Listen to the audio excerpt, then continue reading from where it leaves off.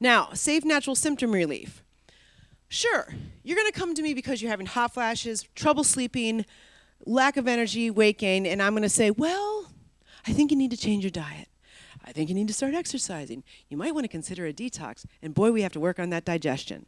And you're going to slam the door, give me a bad Yelp review, and you're like, I can't even, like, are you kidding me?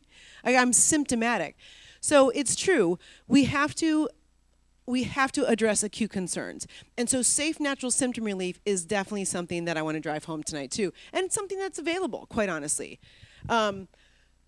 Most common symptoms that I see from a hormonal sort of cycling, right? So normal hormonal transitions, perimenopause, peri just means around, so around menopause. You're not there yet, but there's normal variations. That's one of my biggest things. I'm doing a webinar coming up, I think, next Tuesday, and I was talking to the person that was going to be interviewing me, and she wanted to make a lot of jokes about menopause. I don't like making jokes about menopause because it's been very pathologized, all right? It has. But I was talking to actually the weatherman from the lovely television station that you have down here, and he was asking me about this. What's this low T? Low T? Low T? I keep hearing about low T. And I sat down that's why I was a little bit late, because I was out in the parking lot talking to him. I said, okay, there is this real thing called disease mongering. We talked about marketing, right? We talked about marketing. It happens all over the place.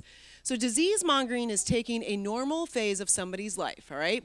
Creating a disease around it, so low T. Low T, right? So when you create a disease around it, what else do you create? You create a market. And then you've got the sales reps that are in the back doors of the doctor's office. That's how they do their continuing education, and you get a prescription for low T. It happens all the time.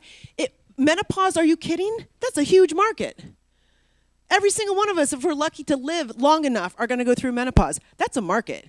You definitely want to think hard about how you're going to get every single woman who goes into menopause to take estrogen. And they did it successfully. There was a guy named Robert Wilson. He was a New York-based gynecologist. And he was hired by 3 of the largest pharmaceutical companies to write a book. And it's called Feminine Forever. And there's an excerpt of, I got it off of Amazon. It's older than the hills, but I shouldn't say that here. For a lot of different reasons. Sorry. I think it was published when I was born, I don't know. Anyway, so I should have brought it. This is an excerpt. If women do not take estrogen when they're hit menopause, they will die prematurely unattractive hags. It is full of it.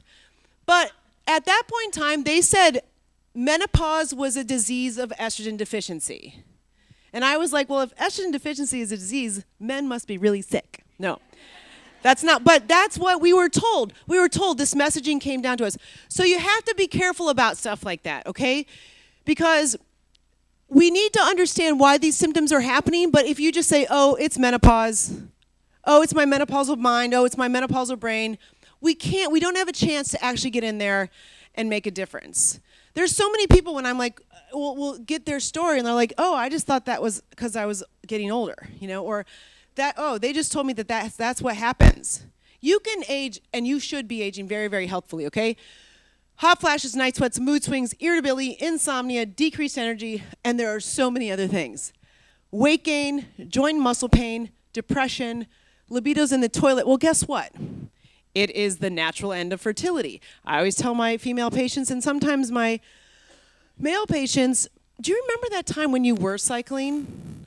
There was a particular time of the month where you felt a little bit more rambunctious.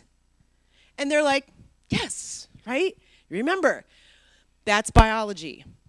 That's when you ovulate. That's your body going, oh, it's time to do it. It's time to do it, right? To make a baby. That's it. Okay? There's these turtles that only have to mate like once every 9 years. I was like, oh my God, men would forget about that. And to have as many babies as you want in 9 years, you only have to do it once. So, anyway, okay. Lost my train of thought again. Oh, normal variation. So there is a normal variation that your libido does lull. It does.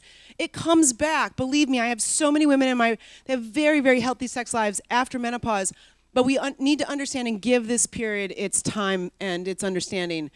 Urinary leakage, frequent